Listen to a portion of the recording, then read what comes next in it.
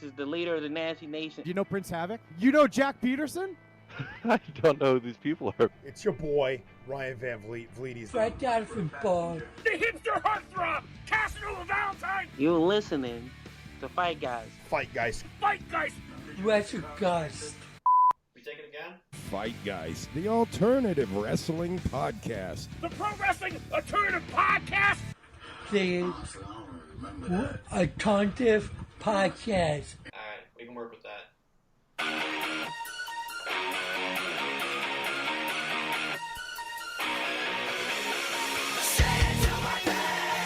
Try to contain it, okay? I know it's funny. Hall of Famer, yeah. The greatest heavy metal band in the world, Steel Panther. Did you get that? That was my sigh. I was sighing. Wow. And you are going to find a rusty nail, and you're going to slit your wrist, and you're going to kill yourself. That's where you're going, Jack. You need to lighten up. This is Stone Cold Steve Austin, right? Yeah. When he's driving, and you cut him off at an intersection. Yeah. Okay. What?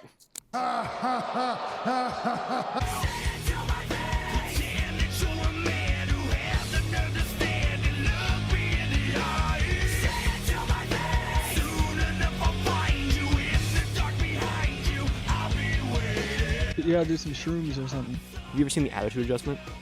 That's a move. I'm scared because I was actually talking about the voices that I hear in my head, and I now realize we were talking about Randy Orton. Remember when Chris Benoit killed his family and then hung himself from the weight machine? Let's do that in a match at WrestleMania.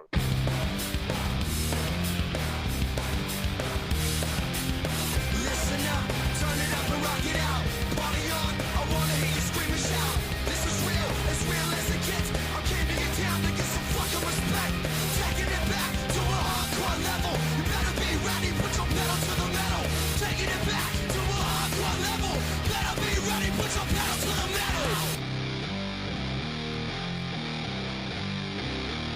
Go! Whoa, I never give in. Whoa, I never give up. Whoa, I never give in. I just wanna be loved.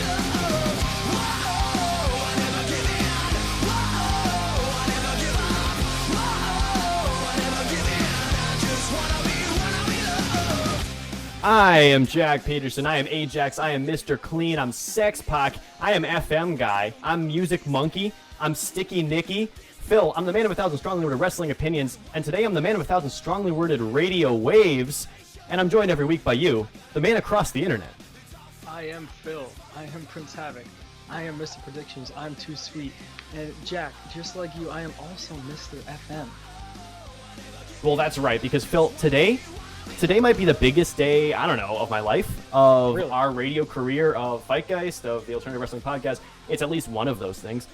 Because you see, Phil, today we are streaming on not only Twitch, not only twitch.tv/FightGeist Wrestling, where you can find us each and every week, 6 p.m. Eastern Standard Time, Tuesdays, ever heard of it?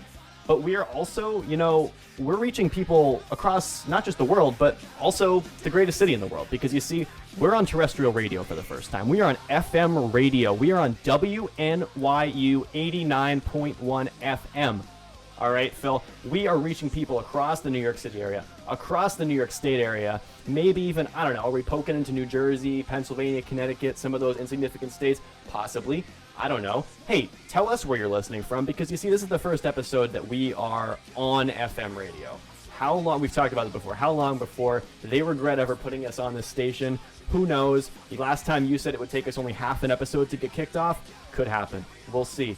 But, Phil, how you feeling? I'm feeling great.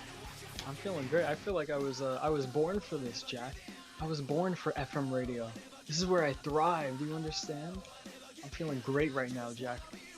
I certainly hope that's the case. And Phil, I'm feeling great too, because you see, we're used to being in one sphere. We're used to talking to the same people on twitch.tv/FightGeist Wrestling each and every Tuesday, 6 p.m. Eastern Standard Time. We're used to being on all platforms, all podcast platforms where you can download us, you can stream us on your Apple Podcasts, your Google Podcasts, your Spotify, your Podcast Addict, your iHeartRadio, your Breaker, your TuneIn, your Stitcher. Everywhere you can get podcasts, we are there. we're used to, you know, being on YouTube where you can find our video podcasts, you can find clips, you can find videos. That's FightGeist, the alternative wrestling podcast on YouTube. You can subscribe there, turn your notifications on so you never miss a single upload. And Phil, we're also used to being on Instagram at FightGeist Wrestling. We're used to being on Twitter at FightGeist Pod. But today, Phil, we're reaching a whole new variety of people. I'm kind of feeling like, I don't know, like a Howard Stern today. I'm feeling like I don't know, who's that guy who hosts Busted Open? I'm feeling like a real big shot, Phil. And I hope you're at least feeling like a little shot. Oh no, I'm feeling like a big shot. Let me tell you, I'm feeling like an Elvis Duran. Ooh. I'm feeling like a Charlemagne the God, Sure. and I'm also feeling like a Howard Stern as well. We are both on the same wavelength right now, Jack, and this is why we're on FM radio.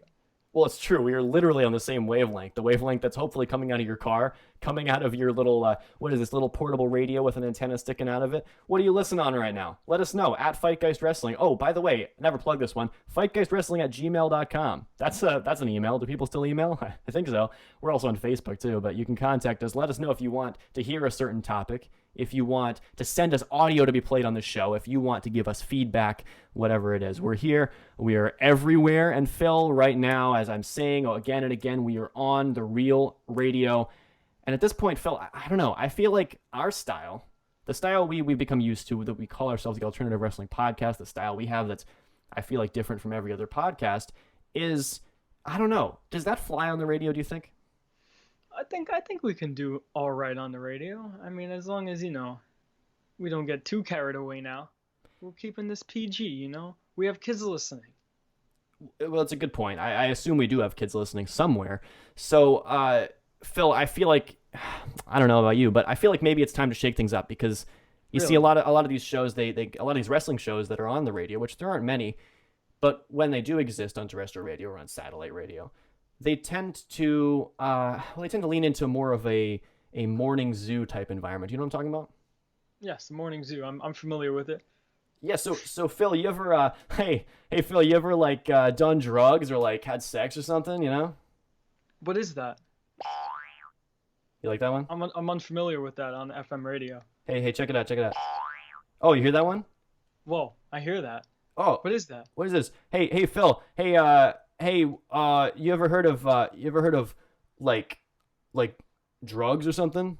Smoke weed every day. Whoa, what was that one? Whoa. Dude, I feel like we got to lean into this. I think this is our niche, you know? People are listening to us on the radio, they've become used to a certain thing, you know what I'm saying? Oh man, you're trying to put an edge on people? Yeah, exactly. What do we do here if we're not talking about wrestling? We're talking about we're talking about how we got a stripper in the studio. Whoa. I don't know, Phil, is this working? This doesn't feel right. Why? Well, it feels disingenuous. I don't know about you. Oh. It doesn't feel like us. So are you editing this out? I'm scared now. What just happened? Well, this is live. We're on FM radio. We are on FM radio. All right, look, maybe we can fix it. Maybe we can salvage what we're doing right now. What if we made a prank call? Broke the FightGeist. What if we made a prank call? Hear about this? Let's make a prank call. Yeah. Okay, all right.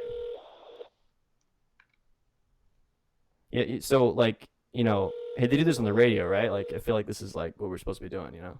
Yeah, this is the radio thing. Yeah. This is how you know you're official. Right, if we want to fit in, I feel like we got to kind of do what the cool kids do. Exactly. Yeah, hello? Yeah, hello? If you know your party's extension, please dial it now. For Thomas Cannon, dial 208. For Donna Renato, dial 210. For our Boston or Florida office, dial. Hey, if you know your extension to my ass, dial that. Oh, Phil, I think we got him. Dude, that might have been the best prank call that has ever existed. Honestly. Oh my god. We're radio legends right now. Well, you know, Phil, I kind of feel bad. I think we're kind of going down the wrong route here, you know? Are we? Well, I mean, see, FightGeist, we do call ourselves the alternative, right? And it's kind of blending into the background. Oh. I don't want to do that. We're the alternative. We should stick out like a sore thumb, Jack. Exactly. You know, like for example, like today we have a big schedule because you see, we are supposed to be about wrestling, and today we have a lot of wrestling to talk about. So Phil, maybe Maybe we should go back to the alternative style. What do you think? Maybe we should. I mean, we are called the Alternative Wrestling Podcast for a reason, Jack. It's true. It's true. We are called the Alternative Wrestling Podcast. Let me just get it out of my system really quick, okay? Whoa. Whoa. Smoke weed every day.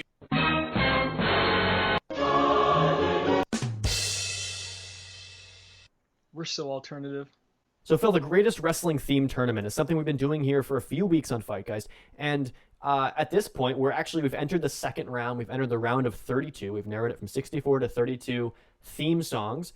And today I'm going to announce that we've actually brought it down to 24 because we've gotten through the first half of that second round. We announced the matchups last week. Today I'm going to tell you the results, and I'm going to let you know what's going to happen in the rest of round 2 because we're down to these 32 themes, and we're getting down to the wire at this point. Well, sort of. So here's the matches that we had, and here's the results. And let me just run through these here. D-Generation X's theme, to the surprise of, I'm assuming, nobody, defeated Seth Rollins' theme, Second Coming. Okay? Yes. Yeah. Now, this one was something I thought would be closer, but it actually was a pretty big slaughter. One of a Kind, Rob Van Dam's theme, defeated Voices, Randy Orton's theme. Of course. Yeah, it was a big, wide margin. No, I'm not gonna say of course. That's pretty hard. But I ended up saying One of a Kind. But yeah. Yeah. So did I. That was a. I thought that would be a lot closer, but it ended up not.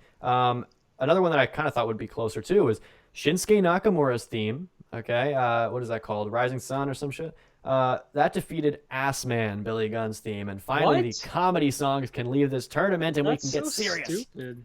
Nakamura's theme sucks. What? Compared to Billy Gunn? What? There's no way. There's no comparison. I mean, neither were gonna win anyway, but right. Well, the next one. This will be the theme that faces Nakamura in the next round. So maybe you'll want to vote for it to get rid of Nakamura here. But the Brood's theme. This was kind of close. Defeated Glorious, Bobby Roode's theme. Yeah, I voted Brood, and I also did vote Billy Gunn. Oh, really? Okay. Of course I did. So I'm assuming you'll also vote Brood against Nakamura then. Of course. We'll see that in the next round, in the round of 16. So Brood is way better than Nakamura. Who in their right mind would say, "Oh yeah, Nakamura's theme is better than the Brood theme"? Like what? Probably me. What's wrong with you? The next one, Break the Walls Down. This is not a surprise. Break the Walls Down, Chris Jericho's theme, very iconic theme song, defeated I Am, AJ Styles' TNA theme song. So yes. Pretty expected. Now this one was one that was, I mean, I think we all expected this answer, but it was an absolute slaughter. Kane's theme, Slow Chemical by Finger 11, that defeated Tetsuya Naito's theme song, Stardust, from New Japan. Yeah. But not only did it defeat it, but Naito's theme got 0 votes from anybody. What? No votes. Kane's theme got 22. Naito's got 0. Wow. Yeah. See, I what do you call it? I couldn't vote on that one. That one I couldn't vote on. Really? Okay. Interesting. I love Kane's theme. I'm glad it won, to be honest. Yeah, and it'll probably go pretty far. But but it will be against Break the Walls Down next time, so maybe not. I'm not sure. Ooh. That's tough. That is tough. The next one is Judas, Chris Jericho's current theme, which of course he wrote himself, against Limp Bizkit's Rollin', Undertaker's American Badass theme, and Judas actually won pretty decisively. Really? I couldn't vote on that one. Decisively? That's crazy. It was fairly decisive. Now the last one, this is the one that I was upset about, but I kind of expected it. This was also a really pretty dominant win here. Walk by Pantera, Rob Van Dam's ECW theme song. I mean, you know how I feel about Screamo music and all that comes with it, but that defeated Kazuchika Okada's theme song from New Japan. And of course it did, because Walk is an amazing song. Of course it did. No, it's not. Of course it did. Pantera's not Screamo. It is Screamo. I don't even want to say it anymore. Well, you seem to care an awful lot about when I say Pantera is Screamo. I kind of don't even want to care. I'm tired of saying it. Well, good, because there shouldn't be any dispute between true facts. So we should move on to the second half of the second round, of the round of 32, because this week we're going to narrow it all the way down to 16. By next week, we're going to have only 16 themes remaining. So here they are. My Time, Triple H's. By the way, I must say, the second half of the round is much harder than the first half. There are some tough ones on here. Oh God. My Time, Triple H's old theme song. Winning it all. You say that was your pick to win, but that right now is against Aleister Black's theme. Of course, My Time is winning. That's not even like a debate. Well, it actually, I feel like it might be. I think people have a big soft spot for Alistair's current theme, so I don't know. No, Depends on get out of here. how It's people not remember these. comparable to My Time. It's a great theme.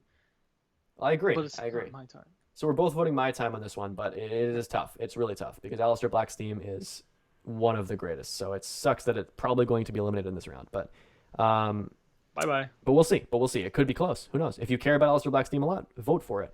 At FightGeist Wrestling on Instagram, the Instagram story polls go up during the week. And you can also vote on WrestlingSmarks.com if you have an account there, but I'm not sure how many people do. Who knows? But and you can also vote in the chat if you're live, twitch.tv/FightGeist Wrestling. Drop your vote in the chat. The next one is... My Time, all the way. Well, we'll see. The next one is Burn in My Light. 2 songs that have Burn in the title. Burn in My Light. Randy Orton's, of course, old theme. Against This Fire Burns, CM Punk's old theme. Oh, Burn in My Light all the way. But the problem I'm having is that My Time and Burn in My Light are going to be head-to-head. They are. That's well, the if problem. If they win. You never know. They're going to win. My Burn in My Light is also one of my favorite. I think my favorites are My Time, Burn in My Light, and T-Generation X. Those are probably like my 3 favorite of all time. I mean, there's others. I like Chris Jericho's too. Yeah. All those. The Rock's theme actually is one of them too. Oh, that one got eliminated in the first round though. Older one. Yeah, I don't understand how his theme got eliminated. It doesn't make any sense. Yeah. Do you smell what The Rock is cooking? Ha! The Rock's laying the smackdown. Down. The Rock says. Rock. I mean, you. The Rock says, "Know your role, and shut your mouth." Well, see, when you just play a clip of the theme, I don't know if it really brings across the desired effect. You know. I think I showed everyone how it's so good. I think Okay. What do you call it? What's the word I'm looking for? What's that word? Imitated it perfectly. I think I did. Burn in My Light, This Fire Burns. Which one are you voting for? Burn in My Light, 1,000%. All right, yeah, I'm also voting for that one. Okay, now the next one here is Edge's theme, Metalingus, also one of the greatest themes of all time, against the one that your ex-girlfriend picked live on the air, Another Me. She picked that one to defeat Shawn Michaels' Sexy Boy. I think this one's pretty cut and dry, but we're both going Metalingus, I assume. Of course. Cool. But we'll see. If you really like Another Me, go ahead and vote for it. You're wrong and stupid, but go ahead. So Christian's theme, Just Close Your Eyes, against Johnny Gargano's Rebel Heart. This one's tough. Ooh, I'd have to go with Christian. Really? I'm going to go with Rebel Heart just because I love Christian's theme so much, but Rebel Heart, I don't know. I feel like I think about it more. I just remember it more. I love Rebel Heart too. I mean, for a time I thought about it more too, but lately I've really been liking Christian's theme. Like whenever it comes on my TV and I'm just watching something, I'm like, oof. Yeah, it is great. It's a tough choice, but I also think that Christian's is probably going to win, so I'll just throw a vote Gargano's way just for the hell of it. All right, we got 4 more here left in this round. Now this one's very interesting. Mr. McMahon's theme, No Chance in Hell, versus Stone Cold. The old rivals collide again. But it's got to be Vince, right? The other day I had Vince's theme stuck in my head like all day. Yeah. No, I'd have to go with Stone Cold over Vince's theme. Wow. Okay. All right. Yeah. Interesting. CM Punk's Ring of Honor theme, I think it's Miseria Cantare or something, against The Game Triple H. Oh, The Game Triple H. Gotta be. Yeah. No more. This is a hard one. No More Words, Jeff Hardy versus Evolution, Line in the Sand. Oh, I think Evolution's gonna win that one, but honestly, I'd go with No More Words. I am also going No More Words. I think it's a better song, but we'll see. That'll be a really close one, I think. Oh man, I think Evolution might win that one though. The last one. I don't think No More Words means the same to other people as it means to us. Oh, that's possible. The last one here we've got in this round is Cult of Personality, CM Punk's iconic theme song, versus Bray Wyatt's theme. Oh, CM Punk. Okay, I'm going to go with Bray Wyatt just because I would like to even the playing field a little bit more. I like that. I like both pretty much equally, to be honest. But I got to go Bray Wyatt just for the hell of it. Wow, this is crazy. And I think it's probably going to lose, but that's all right. And yeah, that's it. That's this round, and find out the results next week here on FightGeist. Go ahead and vote. FightGeist Wrestling on Instagram, and you can vote right there on the stories. So today, Phil, you know what we did for our very first FM episode is we decided to go all the way, man. Because, look, in previous episodes, last week, for example, episode 31, you can find it on all platforms, every podcast platform as well as YouTube. we actually fantasy booked what we think WrestleMania 37 will look like. And I mean, look, on both of our cards, at both ends, people died at the end of matches. There were some disastrous match finishes that happened. There were some very interesting things that happened. And today, I think we might go a step further because, you see, we've also, another thing we've done on the podcast, this is episode 13. You can go back and listen to episode 13 everywhere. We actually did our dream cards. We talked about our dream wrestling cards from start to finish, the greatest show we could think of off the top of our heads.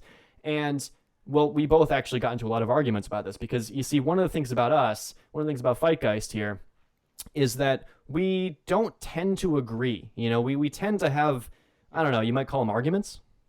Something like that. I'd say arguments, yes. Yeah, and look, it's not like we try to have them, but these things come up because we don't agree on anything wrestling related, it seems. In fact, You're just kind of like, just dumb. Well, that's not exactly right because... you see, what it really comes down to is that you don't really know what wrestling is, and you don't really know when something is good or bad. Well, to be fair, you haven't even watched the current wrestling that just happened. You're not even up to date with wrestling yourself. What current wrestling? You didn't watch Raw. You didn't watch AEW. You don't watch nothing, man. Phil, I never heard of those words. You're just saying things. They're bouncing out of my ears. I don't know what you're talking about. Yeah, I was just making up. I'm sorry. I was trying to be edgy for the, FM crowd. Fair enough, yeah. But you know what? The thing is, though, one thing we can agree on is that a lot of the time, me and you, we'd probably be better bookers than a lot of people who are currently booking wrestling today. Don't you think? I can agree to that, yeah. Well, today we're going to find out if we can also be worse bookers, because there's a lot of bad wrestling that's happened throughout history. There's a lot of bad wrestling that's happening right now. In fact, turn on your TV, you can find some bad wrestling, I'm sure, on some channel. Spike TV, what's on there? TNA? What's that? Today, we're going to try to top them, or bottom them, maybe. If we're talking about bad things, I guess that would be at the bottom of the trash heap or something along those lines. But we have our nightmare cards. And Phil, what's yours looking like? Because you told me before the show that this is a card. This is a list of matches, a pay-per-view if you're not initiated, a type of made-up, completely improvised, well, not improvised, you wrote it down, but a made-up wrestling event that you came up with. And I also came up with one. And you told me that your show that you wrote down yourself actually made you hate it, made you not want to watch this hypothetical program. Yeah, I almost don't even want to be a wrestler after reading this, because simply the idea of it being real just turns me off from wrestling completely. I just want to throw up. Well, so it sounds like we're making ourselves want to stop watching wrestling, and we're only a few minutes into the episode. And so hopefully by the end of the hour today, we can make everybody else want to stop watching wrestling too. Yeah. So I want to start with the way that my card starts. Okay. So we have right here, my nightmare card. And let me tell you, our dream WrestleMania cards, they might have been nightmarish last week already. Today I think we can top perfect. No, yours was actually the worst thing I've ever heard. I also want to point out, I think my WrestleMania card, I don't know, there's something special about it. Let me tell you, I think every single thing is going to happen, and let me tell you why. Right after I predicted. Now, you can check this out on episode 31. It's on every platform. But when I predicted The Fiend versus Retribution at WrestleMania, that wasn't happening in real life. They never crossed paths, right? And I said this on there. I said this myself. I came up with this myself. And you know what happened the next Raw that was after that show? You know what happened, Jack? I don't know, Phil. I didn't watch it. Well, The Fiend is in the ring, and who comes out? John Cena. Retribution comes out, and they try to attack The Fiend. Exactly like my WrestleMania prediction. Right. Well, see, the thing about your WrestleMania prediction, though, is if you go back to episode 31, not to spoil anything for anybody, because you really should go back and listen to that episode, but people actually, when you talked about your Fiend versus Retribution match, people died at the end. In fact, the arena burned down, if I'm remembering correctly. Yeah, that did happen. Yeah, so I hope that doesn't happen for bands were playing on top of their burning corpses, yes. Yeah. So today, I'm not going to say something similar is happening, but, I think we'll see by the end. My show. I don't know if you have a title for your show, but I decided to put a title on it. Wow, you titled it. Wow. Yes. So I guess hypothetically this is taking place in WWE, because the title of my show, In Your House, Greatest Balls of Fire, End of the Line.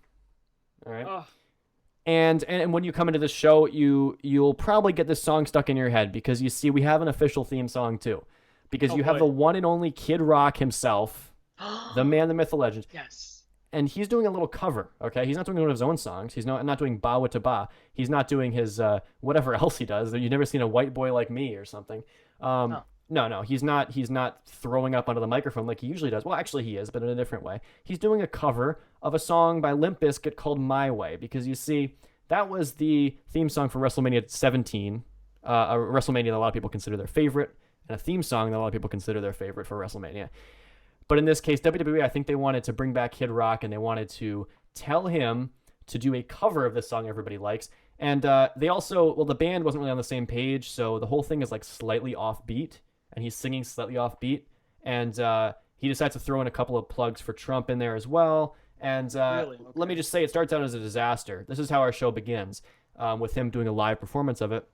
And I don't know if you remember this guy, Joe C., a diminutive man from Kid Rock's band back in the day. He died years ago.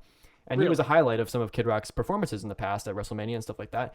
They wanted to bring him back, and you see, the Crown Prince of Saudi Arabia probably said, hey, let's get Joe C. in the band, right? But they can't really do anything about that. So what they did is they just brought out Hornswoggle. Remember that guy? Okay. And they just assumed that it would kind of be the same thing. So and Hornswoggle was not told about this beforehand. So that's my opening segment there. And Phil, unless you want to add anything that happens at the beginning of your show, maybe I can move on to my first match. Well, my show takes place in Detroit. Okay. The only place where a horrible show should take place. Right. And, you know, it has a bunch of promising matches, you know. We have matches like the Young Bucks versus the Hardy Boys. People are really hyped for this, let me tell you. Right. We have Kenny Omega versus Seth Rollins. You know, we have dream matches here, right? Wow. But you know what happens? Oh boy, what happened? Something bad happened. Yeah. A plane crash happened. Oh, did they all die? A plane crash happened and they all died. Yeah. Oh my God. So everybody on your card all died. the wrestlers died that were supposed to be on that show. So they had to work real hard to gather anything that they could. Right. And it winds up being a short show because all the good wrestlers died, and a sad one at that. But let's hear your first match. Well, I got to say, I'm very excited for your card. But my show is actually pretty similar in the fact that some of these matches on paper looked like they were going to be pretty cool. I mean, I'll tell you as we go through this card what my matches are. But let me just say, the first match, you've got Jeff Hardy versus Matt Hardy. Okay. Wow. You have brother versus brother, and this match has happened before at WrestleMania, and it was great, right? Amazing, yes. Yeah, but here's the thing that we didn't take into account: the Jeff Hardy and the Matt Hardy that showed up were not the Jeff Hardy and Matt Hardy of now. They weren't the Jeff Hardy and Matt Hardy of years ago. They were very specific versions of these guys, because the Jeff Hardy that showed up happened to be the exact same Jeff Hardy who showed up to Victory Road 2011. Okay, that's cool. I don't think anybody totally completely knows which drugs he was on or what combination of drugs he was on that night. All we do know is that he was on several of them, and that he passed out in the ring, or more or less. I think he was just tired. Had jet lag, but oh yeah, naturally. Keep going. Yeah. Yeah, he stumbled over his own feet until he was pinned by Sting. It's a very famous, infamous, if you will, moment in wrestling, and he shows up, walking in with his red attire. Everybody who's seen that match knows exactly what I'm talking about, with his smudged face paint. He walks in, everybody's like, oh no, this is going to be bad. And then, his opponent's Matt Hardy. Well, maybe Matt Hardy can carry the match. No, this is Matt Hardy from All Out 2020, this year, when he happened to fall off a scaffold and get a concussion. And he, as we've mentioned on the show, if you listen back to, I believe, episodes 27, 28, we've had a couple of segments where we talk about concussed Matt Hardy. He's never fully recovered from this. He still is going out and cutting promos that sound like he cut them directly after he hit his head on the floor. Very sad state of affairs, but that's the Matt Hardy that showed up today. The concussed variant, if you will. The extra broken Matt Hardy. Both guys get in the ring. Okay, this is how the match starts. Both guys get in the ring. They're all ready. Everybody is kind of like dreading what's about to happen. The referee has no idea what to do. The bell rings. They start throwing punches at each other, but they miss every time. The punches are missing. And then, both guys collapse in the ring. This didn't last long. So now Rebby Hardy, the wife of Matt Hardy, gets in the ring, and just like she did last time, she goes, well, you can't let this continue. Hey, ref, you can't let this match happen. These guys are gone. Wait, who's that coming down the ramp? Tony Khan? And right behind him, Dixie Carter from TNA. They're racing down the ramp. Who's going to get there first to tell Rebby that her concussed husband has to continue the match? I don't know. They both arrive in the ring and simultaneously, in unison, explain that the show must go on. Rebby, sorry, I know this is a disaster, but these guys got to have their match. We advertise this. People want to see this. So they're arguing. Rebby's like, you can't do this. And then everyone's distracted. All the fans are looking at the people in the ring. They're like, what is happening? And they don't even realize that Jeff and Matt left. They're not in the ring anymore. And in fact, they actually started climbing to the top of the scaffold. What? A scaffold? Oh, wow. There's a scaffold up on the stage. Really? And what we realize here is that this scaffold is actually for tonight's scaffold match. I don't know if you remember scaffold matches. I remember those. Love those. Oh, do you? Well, see, instead of thinking, oh no, these guys are going to die, everyone's first thought in the crowd, everyone's looking at the scaffold and thinking, oh man, there's going to be a scaffold match tonight. This is going to be an even worse show than it already is. So people are paying attention to that fact, and they don't even realize, oh wait, there are two very severely impaired people at the top of this scaffold. So Matt decides, I'm going to hit a twist of fate off the scaffold, okay? But, he slips. He just doesn't even grab Jeff's hair correctly. Maybe Jeff's oily hair slips right out of his under his shoulder. Right. And Matt just falls off the scaffold. So Matt's on the floor, all right? Oh, boy. Is he alive?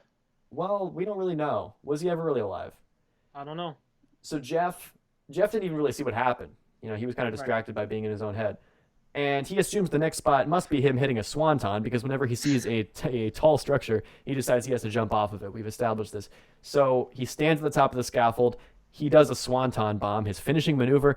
I mean, probably lands right on his head, I don't know how he's going to do this, but the referee is just, head in his hands. What is this guy going to do? How is he going to save this match?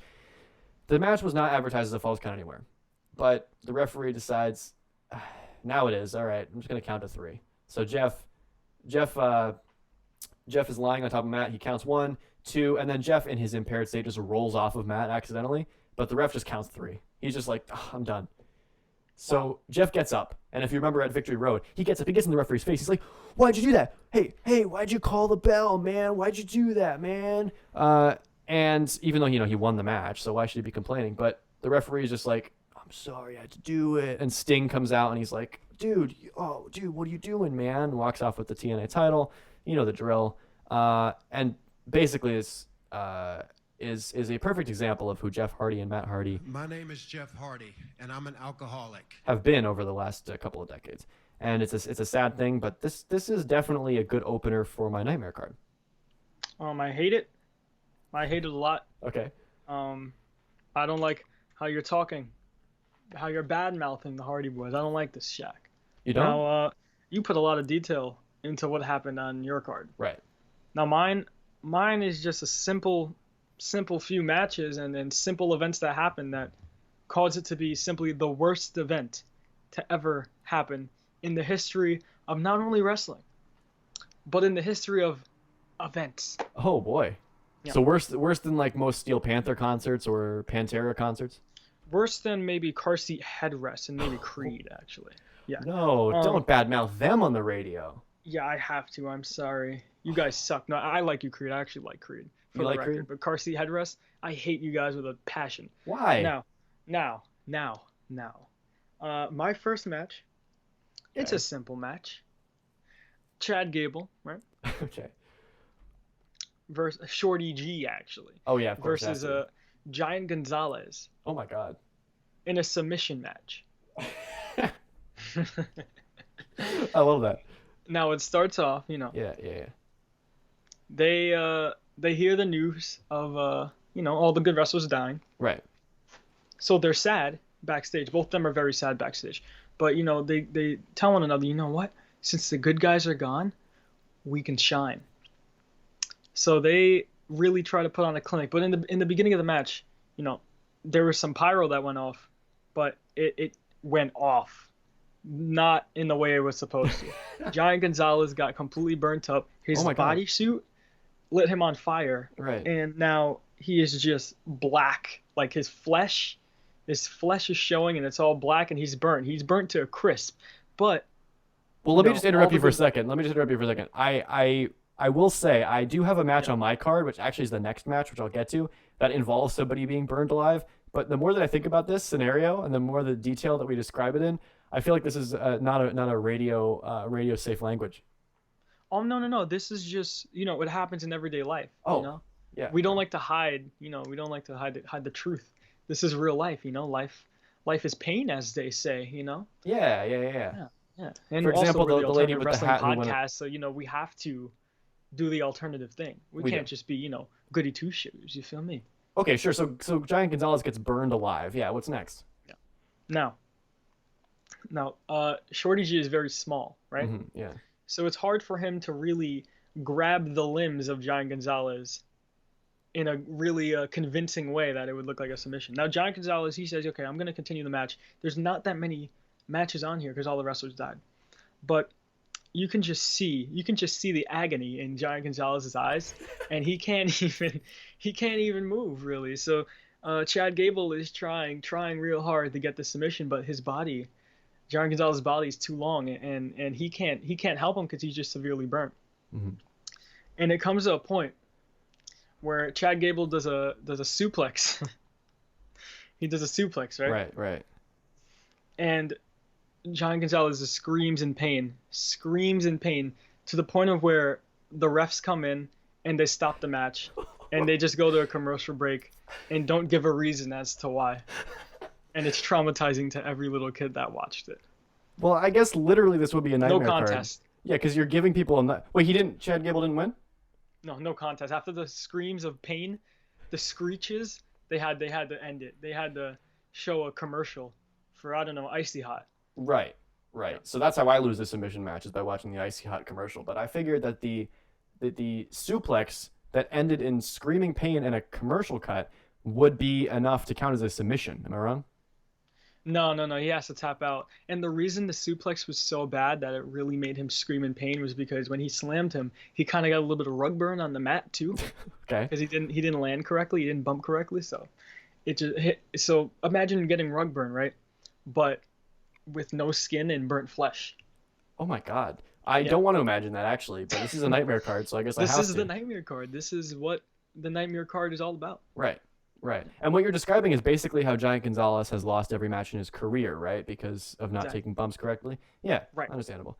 Mm-hmm. So I, you talk about fire, and I don't know how that match even involved flames. I don't know how that ended up in your head, but I'll accept it. It's definitely a nightmare card opener. Before I get to my match, I should say that at this point, I also cut to a commercial. A Subway commercial featuring Natalia, because you remember how cringeworthy those were back in the day. Right. Yeah, it just happens, and then we cut back to the ring. Okay, this match is another match that on paper should be pretty cool, or it sounds kind of cool. In fact, it's a match that's happened before, and a match a lot of people remember very fondly. It's an Inferno match, Phil. So I'm sure you know how this is connected to your match here. Nice. Now, for those of you who don't know, for those of you who are not huge wrestling fans, an Inferno match is a match where they surround the ring with flames, right? And it's only happened a couple of times in history. And the way that you win is by throwing your opponent into the fire. Usually it's gimmicked in some way, as in it's not totally legitimate fire, or else they're wearing very heavy protection, right? So that's how it ends up happening without somebody getting seriously injured. So my match is the same two competitors as the very first Inferno match: Undertaker versus Kane.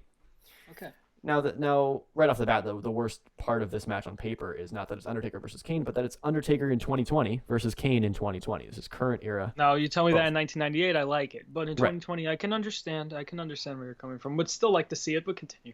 Oh, well, I don't think you're going to want to see this one or hear it, but you're going to have to. Because, you see, here's the first part is at the end of the Jeff Hardy-Matt Hardy match, everybody was so thrown off.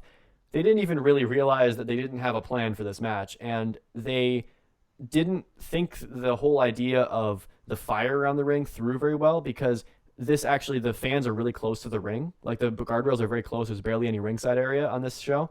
And they now realize if they set off flames, either somebody's going to get burned at ringside, or it's just going to be really, really hot, and people are not going to be in a pleasant position. So they're like, how are we going to make this match happen and all the fans still be kind of like comfortable or not get burned?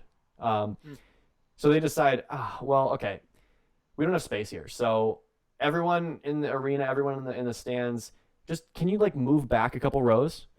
And it's okay because they didn't actually sell out this show. This show was very sparsely attended, so they actually have space to move back, so that's all right. But it does take like half an hour because people are not like, first of all, very confused. They're like, why should I have to move back? And second of all, everybody has to get up and move back seats. A couple people decided to step over the chairs and they step on each other. A couple fights start in the arena. You know how this happens. Nobody thought this through, but when it eventually happens, a lot of people just ended up leaving because they didn't want to have to move. So the crowd is basically getting smaller as we go on. This is the ongoing theme here. And but you know, the show must go on. That's how it is. Right. The match starts. We finally get the ring all set up. The people are moving further back, and Undertaker and Kane are in the ring. Well, actually, no, Undertaker. Okay, it's Undertaker's entrance, right? Which we know is notoriously long. So on the surface, if he's having this entrance again after all that we've just sat through of people moving back in their chairs, that might make it a nightmare card right off the bat. But that's not exactly what happened because Undertaker decides to have a different entrance today. It's a special entrance because it's a special occasion. So he comes out and he decides to wear, instead of the jacket he always wears, the trench coat. Yeah. He's actually wearing a Confederate flag. And and not just any Confederate flag, because we know he would wear that anyway. This is a Confederate flag where you see those blue lines that go across it. They're a little bit more pronounced than usual because this, Phil, is a Blue Lives Matter Confederate flag. Oh, I see. Yeah. Oh, so man. Right off the bat, a lot of people are kind of pissed off by this. But Undertaker is just walking down that ramp like, yeah, you saw that I have a Blue Lives Matter sticker on my backpack in that documentary, but now you look at this. Look at this. This is my entrance attire. So wow. Wonderful. Now Kane has a different idea. At this point in time, he's running for re-election as mayor, right? We know that Glenn Jacobs, the libertarian mayor of what is it, Knoxville, Tennessee. So he comes down. He's got his mask and everything, but he really wants these voters to realize, oh, this is a politician. He's running for re-election, right? So he decides as he's walking down the ramp, he needs to make sure people know he's not this demon character. He's actually just like a good-hearted guy who doesn't really care about the lower class. So he lifts up his mask every once in a while and looks at the crowd. He's like, hey guys, look, it's me. It's Mayor Glenn Jacobs. The guy from Knox County. You can vote for me right now. You know, hey, look, the polls at November or something. And hey guys, look, hey, I'm self-aware. I promise. Look, you see how I'm like a demon character. That's like the whole thing, because like I can have fun and I'm not actually just like I don't have a stick up my. Can we say it on the radio? Can I say ass on the radio? I don't know. I'm not just I'm not like a, you know, I'm not a career politician, right? Look, I'm just making fun of myself. And he does that for a while. And it takes him way longer to get down the ramp. So this has been like 45 minutes probably between matches at this point. And wow. Everybody's pissed. So then they get in the ring and they're about to start. The fire won't turn on. They're trying to start the fire around the ring. It won't start. Everybody's like, come on, of course this had to happen. Everybody's like, well, the first match ended in a disaster. This one's got to start in a disaster, of course. So the fire won't start. So the match kind of awkwardly begins. The bell rings, and the people ringside are trying to get the flame going. They're like lighting matches. This guy's got like a gas can. Oh, maybe this will work. Well, let me see if I can use this little. If I connect the wires right here, can I like jumpstart the flame? Nobody really knows what they're doing, but a lot of people are at ringside. And so Undertaker and Kane are like, well, how do we usually these matches start where you're teasing like, oh, I'm going to throw you into the fire, but there's no fire. So, okay, we'll just put on a couple rest holds. We'll put on a couple headlocks. Let's do a couple of headlock takeovers, you know? Yeah. They start doing boring wrestling, essentially. And that's all well and good, but you see everyone's paying more attention to the people at ringside because at this point, nobody can figure it out. Dozens of referees are coming down. Technical support are coming down. Security guards are coming down. That guy, the timekeeper guy, Mark whatever, and the Kevin Dunn is down there. Vince McMahon is down there. He's like, hey, if I rub my muscles together, I think I can get this fire going. And everybody's trying to freak out, trying to figure out what's going on here, how to get this fire started. And eventually at this point, they're like, Undertaker and Kane are like, well, we're not even having a match, so let's get out of the ring and let's try to figure this out. So they get out of the ring, and they're like, and Kane is like looking at the fire. And he's like, oh, hey guys, by the way, this fire, you see how this isn't starting? You know what? It's because socialism. That's why. Hey, I don't know if you know about this. Hey, it's because this fire was actually was made by socialists. You know. Wow. By the way, you can vote for me. I'm a libertarian, and I promise I care about people in like the middle class and the lower class. Promise. And this is like guys, this is your example of like a socialist inferno match. You get it? You get what I'm saying here? Why can't we just have this match over in the free market? You know, what's going on over here? If we just had like a free market, maybe fire would be starting. You know. So that's Kane. He's running for re-election, in case you haven't heard. And Undertaker at this point gets out, and he leans over the fire, and he goes, "Oh, what's going on?" And then, whoosh, fire starts, burns him, just like your Giant Gonzalez moment. Fire starts, chars Undertaker, and everybody's like, all the referees are like, "Well, I don't know. Can you continue this match? You're burned." And he's like, "Oh no, yeah, that's happened to me before. Remember the chamber? I've wrestled burned before." And he's like, "It's all cool," and everybody's like, "No, you should not do this." And then Kane, when the match starts again, he gets back in the ring, and Kane, he smells that signature smell of burning flesh that you mentioned. That's gonna probably get us kicked off the radio. And he's like nauseous. He's like, "I don't know if I can do this." So he's like, "All right, well, I won the match, right? Because he got burned. That's how this match ends. Didn't I just win?" And everyone's like, "No, actually, that didn't count because it wasn't supposed to happen. So it's not the end." It's like that first blood match where Ric Flair bled in the first 10 seconds, and they were just like, "Actually, you win by pinfall." Yeah. So they just kind of like stand there arguing for like 10 minutes trying to figure out how this works. So Kane's just like, whatever. So he just lights a match, puts it on himself, and just leaves. He's like, "All right, I lose." Wow. So that's that match, and then Kid Rock comes out for an encore. But everyone kind of like went to the bathroom during the last match, so nobody actually sees it. Right. And it begs the question, if a Kid Rock concert happens in an empty arena, did it actually make a sound? And if a Kid Rock concert happens at all, did it actually make music? So, I mean, these are questions we got to weigh at this point. Right. All right. Well, that was real interesting. That was quite the match, I have to say. Now, after the brutal screams of one Giant Gonzalez, they go to one commercial, right? Icy Hot, the one with Shaq. Oh yeah. And the commercial ends, and all that's there is a black screen. Okay. You can't see anything, but all you hear is lots of screaming and crying and commotion. Jesus. That's all you hear, and loud things banging and just madness. And then it just stops. Out of nowhere, it just stops. Wait, what is happening?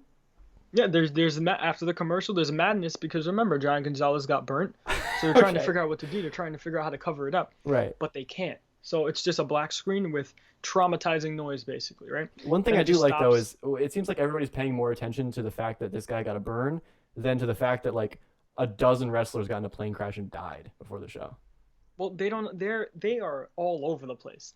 They are just, most of them are numb to the point of they feel nothing because all their friends just died, all their fellow wrestlers, and it's quite a sad event, honestly. Right. But after the commotion stops, it's just a black screen for 10 seconds. Then you see a nice little message on the pay-per-view.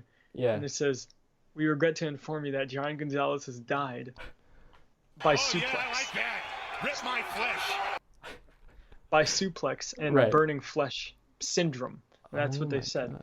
God. It doesn't make any sense because their minds are just blown about everything that is happening and everything that's gone wrong. So the crowd, you hear people crying in the crowd and you hear people booing and very, very sad. But next thing you know, we have a match. Right. We have a Oh, I see. Okay. Is the by the way, I mentioned this with the Undertaker thing, but at this point is this like the smell still lingering in the air? Of course, it's gonna always be there. Does he smell like beef? Does he smell like chicken? Does he smell like another dog's rear end? In case you can't tell, I'm trying to shoehorn all the sounders I have saved here that I've been playing every week on the podcast because we're on FM radio right now and I got to add a couple of them in, yeah. Of course, we're on FM radio and you got to show the people what we're all about, of course. Yeah, so thanks for all the segues because they've managed to fit pretty naturally in the discussion. Of course. Segway King. Yes. Is that what you call yourself? That's what I call myself, yeah. By the way, in case you don't know, I'm also known as Mr. Trivia and one half of the Mr. Predictions because we are currently tied in our wrestling pay-per-view predictions. So, if you want to know. For 31 weeks, I was winning the whole predictions the whole time. So I think just because you're tied, That does not make you one half. I am still Mr. Predictions, and my Fiend and Retribution prediction from WrestleMania just happened. So listen, I am most certainly Mr. Predictions. But You're forgetting anyway, about back all to the show. You're forgetting about the parts where you cheated. But sure, yeah, go I ahead with didn't your next cheat. match. Back yeah. to the show. No, but you cheat every week, so it's okay. I never cheated. Now back to the show. Oh, you lie, Daniel you cheat, Bryan you comes steal. out. Daniel Bryan comes out. Oh no! Of course you had to put Daniel Bryan on your nightmare card. You're just trying to spite me. No, he's here to save the show. Show. He gives a speech about how much of a friend Giant Gonzalez was, but everyone can see through his BS. Right.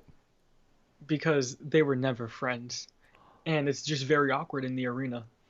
And it's Detroit, and everyone's booing and throwing stuff, right? So now Daniel Bryan goes to the ring, right? And who comes out? Mongo. Mongo comes out. God. And it's Daniel Bryan versus Mongo in a Hell in a Cell match, right? Whoa. Now, everyone is just a mess, a wreck right now due to the deaths, right? And especially the smell of burning flesh in the air. Sure. Now, Mongo naturally, he'll have an occasional botch or two, but this time it's so brutal. I mean, Daniel Bryan tries to do his cool little moves, and Mongo just completely messes him up. And it gets to a point where Daniel Bryan says, "You know what? We're just gonna go to the top of the cage, because nothing. You can't have a bad top of the cage, segment, right? Sure. Yeah. Top of the Hell in a Cell. So they go out. Daniel Bryan simply just opens the door because they forgot to lock it. Because, remember, their minds aren't all there. He climbs to the top of the cage. Mongo goes to the top of the cage, and now they're fighting. And they're fighting, doing simple spots. Back body drops, not in the center of the cage yet, but, it becomes very boring. It becomes very boring because Mongo keeps botching everything, and Daniel Bryan is getting really frustrated to the point where he doesn't even want to be there anymore, right? Now, people are very mad in Detroit, let me tell you. People are so mad in Detroit, screaming words that I would never even say in real life. That's how bad it is. Right? Much less on the radio, yeah. Yeah. Now, it gets to the point where everyone is just throwing everything in their possession. Their shoes, their kids. One person throws a crack pipe. Right? Oh, yeah, nice. It hits Mongo in the face, shatters, right? And the glass gets into his eye. Oh, no. Now, he stumbles off the cage, right? Yeah. And then he lands over the barricade onto the concrete where he hits his head, breaks his neck, and dies. Oh, so, okay. So, first of all, I do like the fact that our very first radio segment is one where you describe in detail the deaths of two, I'm not going to say beloved, but two wrestlers who exist. And also the fact that you were not very far into your show, and there have been, several casualties. Listen, it's the Nightmare Show, man. It's it's Halloween, it's spooky season. Sure. This is what happens. This is the Nightmare Show. You wanted a Nightmare Show? This is the Nightmare Show you get. A real brutal nightmare. Now, I like it. I can't complain. Yeah. Mongo's on the floor. Just out. Clearly. Right. Clearly out. It's very bad. Daniel Bryan's just staring in shock, and he doesn't know what to do. So, you know what he does? You know what Daniel Bryan does? You want me to guess? What does he do? Start yes chanting? No. Guess what he does? Diving headbutt off the cage. No. Okay. He is so just in shock about everything that happens. He dies? He forgets. No. Oh, okay. He forgets, gravity and distance between stuff, right? Sure. So, he just jumps down from the cage, from the top of the cage out to the outside of the ring, and he falls and breaks his legs. Oh my God. And he has to be stretchered out. Right. And then they stop the show and go to another commercial. This time a Cheez-Its commercial. Right. The one with the talking cheese. I haven't seen that one, but I think I can kind of understand what you're talking about. Nightmare fuel in its own way. So my third match, again, this match, I mean, this is something that I feel like on paper, if you read this, you might be kind of interested in it. You probably would be very interesting. A lot of people would probably be like, wow, this looks like a dream match. Not for me, and I think you'll understand why, but also you could look at this on face value. You probably agree with me. Brock Lesnar, okay, versus the Fiend Bray Wyatt. This is a match on my nightmare card. Because you see, the thing about these guys is they're both very talented wrestlers, but they have this habit of no selling, which is what we in the business, what we in the inside of wrestling, we like to call when you get hit with a move and you pretend it doesn't hurt, or you get right back up, which kills the realisticness of it. So, and of course they do it to varying degrees of success. Both guys in certain ways it works, it makes sense. Brock Lesnar is supposed to be like a monster character. So is The Fiend, actually. So there's that.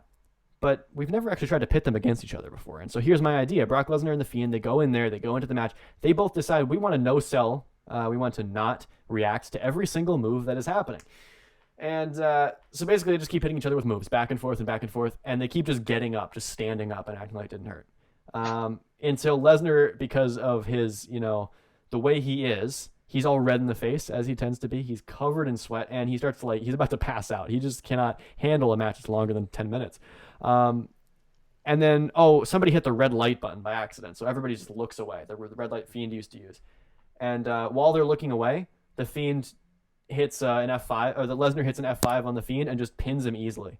He pins him by just putting a hand on his chest. So he just buries him, right? But nobody even saw it. Everybody was looking away because the red light was on by accident. So I don't know. And then Paul Heyman, like when the Undertaker lost, he goes, "Oh my God, oh my God." You know that whole thing? Yeah. And he's like, "Well, you beat him. You pinned him." I don't know if that's a good impression, but I like it. That's a pretty good impression, I'd say. Thanks. So he does that face. He does that reaction. The Fiend just gets up. He just stands up again, puts the mandible claw on Brock Lesnar, like in the Seth Rollins match. And then they both he holds him down for a second. Lesnar just stands up, and then he takes his hand out of his mouth, and they just stand there and scene, and they both just walk away like nothing happened, because that's how those guys are. Wow, that's brutal. Yeah, it's insulting to the business, eh? It really is, right? That's the vibe I was going for. I kind of want to insult the business every once in a while. You're an evil man. I thought I was bad. Well, I haven't had anybody die on my show yet. That's true. You're right. Yeah, not yet. Well, my match, my card has only one more match. Okay. Because all the wrestlers died. Right. Yeah. My show also has one more match. So let's hit our main events here. Okay, well, my main event, right? We'll listen. They go to the Cheez-It commercial, and they just keep replaying the same exact commercial, maybe about 15 times. Right. Where they lose to the point where they lose half their viewership. Actually, wait. Right? You're just describing Raw. No, I'm not. Playing the same commercial 15 times and they lose half their viewership. No. I feel like I've seen this before. Is this a rerun? No. Okay, all right. Go on to your main event. My main event. Okay. So now, it's been quite the night. Right? And Detroit is just everyone in the building, from the wrestlers to the refs, to the managers, to the announcers, to the audience, people at home. They're all just a mess because they witnessed something that most people would not want to witness. Yeah. And that is multiple deaths. Now, this match, it's just insane, right? It's Pat McGee, or whatever his name is. Oh, no. Pat versus McAfee? Goldberg. Right. Oh. Yeah. Now, see, this is interesting because they're both former, football guys or whatever, right? Yeah, they are. They play that sport? Yep. Yeah. Now, it's horrible. The crowd is just so pissed off that this match is happening right now. Sure. Because remember, they just had to call in whoever was local, whoever was around. Whoever For some reason, dead. Goldberg was in Detroit. He was filming a movie. And Pat McGee, he was seeing one of his side chicks in Detroit. Yeah. So they found out they were here, and that's what they made the main event. So now, this is the main event, and it's a regular singles match. But now, they hate each other so much because they think Goldberg thinks that Pat thinks that he's better than him, and Pat thinks that Goldberg thinks that he's better than him. Right? So it becomes a wrestling match where they're trying to one-up each other, and it gets to a point where, because they don't know that many moves, right? Yeah. So, they I forgot to mention it's an Iron Man match. 30-minute Iron Man match. God. I forgot to mention that, Yeah. So yeah, they don't know that many moves, so it's like they're trying to one-up each other, but they don't really know what to do next, and they get really mad. And they start actually fighting. So they're really fighting, and it's uncomfortable to watch. Right. And it's just real bare knuckles, actually slamming their head into the ring post. It's very, very brutal. They're really fighting, right? Yeah.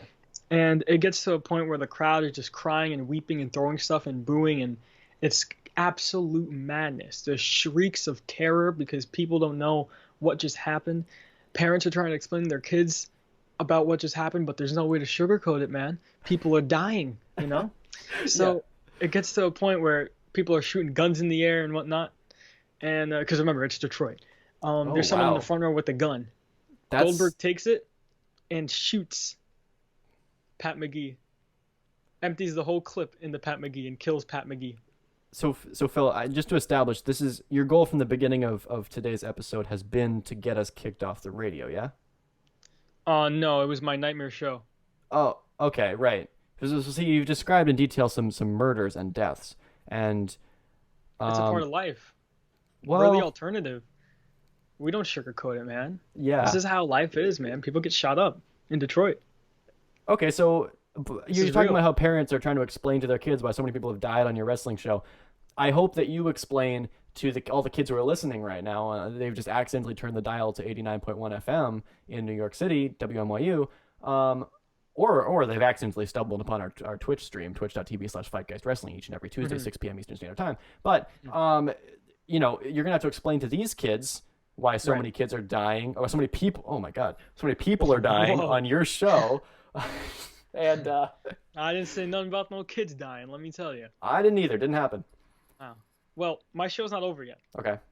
Now, Goldberg shoots him up, and the crowd starts going crazy. Right. Goldberg shooting stuff in the air, shooting guns in the air and whatnot. Goldberg saved the day, because people from Detroit, they shoot people. That's what they do. They shoot and kill people. So to see this is not someone appropriate in the ring shoot and kill another human being, they popped so hard for it. So now they're going crazy. They're going crazy. Who comes out? All the wrestlers from the plane crash. They never died. They never died. The crowd goes wild. But now here's the problem. All of the shooting up into the air caused, problems on like the ceiling of the arena. Oh my God. So now things are falling from the top of the arena, things that aren't supposed to fall, metal beams and steel and big speakers and lights and stuff. And one of the big speakers falls to an area where, like the electrical stuff is. Oh my God. So a speaker falls and it explodes. Everything keeps falling. People are getting hurt. Next thing you know, the speaker, boom. And then you just hear. And the whole arena blows up and everyone dies. Dude, that's my nightmare. Oh my God. Show. Yeah. What? So, okay, when we started this episode, I was saying as a joke how long before we get kicked off of FM radio. And now I'm realizing that when we have, first of all, a guy who doesn't even go to NYU, I'm the one who is facilitating this whole connection with WNYU in this case, a kid who can you basically can come in here without any consequences. And you start talking about, first of all, you're saying that people who live in Detroit like to shoot people. That's all they do. And then when you go into an arena collapsing and killing dozens of people, that's, oh, man. I hope I hear back some positive things from the editors on Monday because, gotta say, it's not looking good. No, it's looking good. I'm just showing people, this happens. This is real life, Wrestlers have died in the ring. A wrestler recently died in the ring, I'm just showing people, listen, this is wrestling. They're also in Detroit. Things happen. All right. I'm being real. I'm being a realist. I ain't sugarcoating nothing. Come on. We're the alternative wrestling podcast for a reason. It's true. Jack Peterson. It's true. It's true. Phil. Right. What's your name? You got it. Come on. So my main event, I don't think can top yours, because that was one of the most horrific endings ever in a wrestling show. And yes, I've watched WCW shows. So my main event, WCW is amazing, and everybody that was here. Now I don't remember the which episode this was, but the tier list. We had a tier list. everyone should go back and try to find it. 22. Don't remember the episode number. Do you remember, Jack? 22. Episode 22. Episode 22, we had a tier list, and Jack wanted to put WCW in like the F tier. Yeah. And everyone disagreed with you. And I just want to bring that up again. You are wrong about WCW. Just wanted to say it. But Never let's been wrong in hear my your, life. Never been your wrong in my main- life. Well, speaking of WCW, my main event is actually a match that's happened in WCW, and it only happened, I think, once, and they never actually got to have a rematch. So this is why I'm booking it here. Okay. Well, so on paper, you have Hollywood Hulk Hogan, a guy who I have stated, Hulk Hogan, by the way, is maybe the worst big name wrestler to ever exist. And Not I've true said this, at all. You are extremely wrong, but continue. Oh, well, we've had this argument before. You can go back to the archives again on all platforms to find that argument, but I stand by my assertion. And he's going up against a guy who you just mentioned, in fact, who is also considered one of the worst wrestlers of all time to be like a main eventer. That's Goldberg. Oh. I think with that one we can agree on. But Hogan versus Goldberg, and this isn't any normal match. This is a match that Hogan, I guess you could say, specializes in, as in he's basically ruined this stipulation, the steel cage. Because you see, Hulk Hogan has had so many steel cage matches, specifically in WCW. All of them have been among the worst matches ever to happen. So when Hulk Hogan and Goldberg, two guys who do not know how to wrestle, much less lift their legs above their waist, when they walk into a steel cage match and they're basically given confines, they're basically, not only are they wrestling each other in a very dangerous scenario because they're both terrible, but they're also in a cage, which means they can't exit the ring. They cannot have wacky interferences happen. There's very little they can do. They can just fight each other. Now, for starters, I should say, this happens in every Goldberg match, but I should establish the fact that Goldberg did, in fact, headbutt a door on his way out. He is, in fact, concussed, but it doesn't really matter because you can't get worse than a Goldberg match. So It's because it was a steel door, right? He thought it was a wood door. That's exactly what happened. And yeah, so the match actually on paper, I've seen the notes from the agent, and it's supposed to end in 5 minutes. The match is supposed to be 5 minutes long. Goldberg's supposed to win. Okay. But Hogan, he's got his creative control. He decided to go backstage and just change the script last minute. So the match actually ends up going almost an hour because Hogan decides he needs to put himself over a lot, and it's literally the most boring match you've ever seen. As you would expect. And Hulk Hogan gets most of the offense in, even though Goldberg is supposed to be like a Superman. And yeah, Hogan just destroys him. He's just beating him up the whole time until Goldberg starts to, he hits one spear and NWO comes down. The whole New World Order comes down and interferes.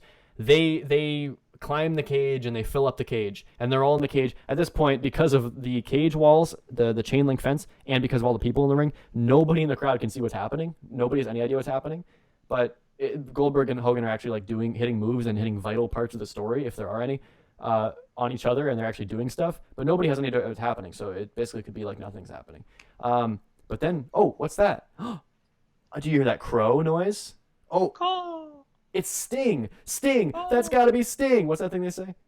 This is Sting, and he's coming down from the rafters. He's rappelling down from the rafters. Oh, he's flying down. Oh, but he missed the cage, Phil. He was supposed to land in the cage and fight the NWO, but he actually, oh no, they didn't position the thing right, and he ended up on the floor. Oh no. So he lands on his feet, he decides, all right, he asked the referee, he's like, all right, let me in the cage. And the referee's like, no, the doors are locked and we can't really figure out how to open them. And Sting's like trying to open it himself. See, the NWO, they climbed over. So this thing's like, okay, let me climb over the cage, Joe, I'll get in the ring. And at this point, nobody really knows what they're supposed to be doing, so everybody in the cage is just staring at Sting like, are you going to interfere or what? And Sting starts to climb the cage, and then somebody hit a button by accident, and the wire that he's hanging on just like shoots back, and he just goes flying into the crowd and starts like swinging back and forth all over the place, and they cannot figure out how to stop it from going. So the NWO is all confused, Goldberg's all confused, and then they realize they didn't actually have a finish without Sting. They can't improvise anything because there's too many people in the ring. And so Goldberg tries to hit a spear on Hogan, and it actually doesn't really work because he bumps into a few people on the way because there's so many people in the cage. So he kind of just hits the worst spear you've ever seen, basically a shoulder tackle, and pins Hogan, but nobody can actually see it happen because it's so crowded in the ring. And the match ends, and everybody's confused. And also Hogan kicks out at 3 because he does that. Wow. Yeah. What a match. Right? That's great. Poor Sting. What happens to him? Does he live? Oh, we actually don't know. Does he die? Well, Does Sting die? You see, the thing about wrestling is it leaves itself open for interpretation. It's actually a pretty high art form. They often leave the endings ambiguous to make you think. It's kind of like a M. Night Shyamalan film or like a David Lynch film. It's kind of like a... Did I say that right? Is that a person? I don't know. Am I insane? Who's the guy who made Twin Peaks? Huh. I think you're out of your mind, man. Maybe. Clearly, if I wrote this card. But look, that's not where the show ends. That's not where the show ends. Hold on, I just want to say... Mhm. You say Hulk Hogan is the worst wrestler of all time, but without Hulk Hogan, wrestling would not be where it is today. Sebi says in the chat, drawing power is still an essential characteristic of a great wrestler, and I agree. Wrestling, probably 10% of what makes a really good wrestler is the wrestling. All right, Hogan was an influencer. He was the original influencer. He is what made wrestling so popular, and then he gave that torch to Stone Cold Rock and all those Attitude Era guys, and that's why we are at where we are today with wrestling. But continue. That's ridiculous. They not ridiculous at all. They painted a flag on this guy's back and decided to make him go out there and be an American hero because he was muscular. Because his name was Terry, and he decided to cut his chest hair. You sound like a hater, buddy. I am a hater. Mad? He cut his chest hair in the shape of a T and decided that he was going to be the next big star, and they had him go over the Iron Sheik and just decide to make him the mainstream hero that they needed in wrestling. It could have been anybody. I've never seen such hate. Actually, no, it couldn't have been anybody. Not everybody could have been Hulk Hogan at all. Yeah, but Hulk Hogan... You're wrong. Hulk Hogan had star power. He made wrestling. He has star power because they gave him star power. They told him he was going to be the next big thing, and they gave him no one a controls push. his actions. Vince he is McMahon. The one that made... No, he can't physically control every single thing that he does. Everything that Hulk Hogan did, yes, it was told to do it, but no one can completely nail that role. But he has no talent. Like Hulk Hogan. This man has no talent. How can you say that? Okay. I just said it. Jack, no one agrees with you. I just want you to know that. Hulk Hogan is one of the most influential wrestlers of all time. Urka Jerk in the chat, in the live chat, twitch.tv/FightGeist Wrestling, agrees with me. So I'll have you know I'm not alone. Urka Jerk in the chat. And the Twitch one? Yes. She's wrong. Wow. What a bold statement. Regardless of Hulk Hogan, I have one more thing on my show. This is the very end of the show, and this might make you mad too, okay? Because I know how you feel about these characters. But let me just say, the one thing that I think will round out a nightmare card perfectly is for the Young Bucks, Matt and Nick Jackson, to come out and cut a promo, because we know how bad they are. The greatest tag team in the world. Yes, continue. Yeah, the worst. Yeah. They come out and they cut a promo, and they take the microphones, and they decide to cut a promo that's exclusively references to Being the Elite, right? Their YouTube show. No, yes. No. I approve.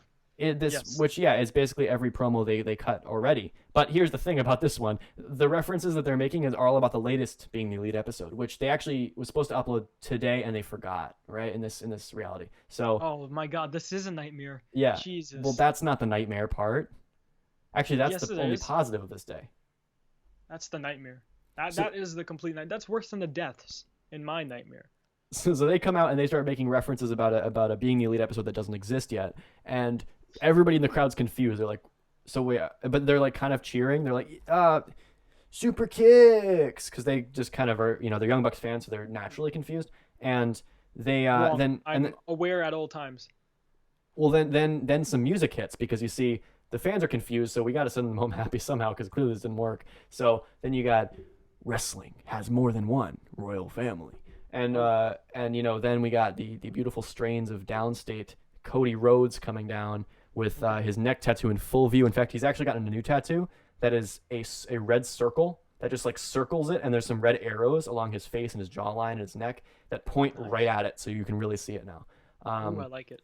Yeah, I'm sure you do. He comes out and he decides to take the mic, and he starts bragging. He says, "We are changing the wrestling world. We don't want to change the world. We want to change the universe." And the Young Bucks are like, oh my God, we used to be backyard wrestlers, and now Cody, you saved our lives. And they weren't even on the show, but they decided to brag because this is. Doesn't sound like a nightmare to me. Actually, it sounds like a really heartfelt moment in professional wrestling history. But continue. Oh yeah, this is a promo I've seen several times happen already. I just figured it would be apt, considering they're not on this show, for them to make it about them like they'd like to do about every wrestling show they're on. That's not true, but okay, continue.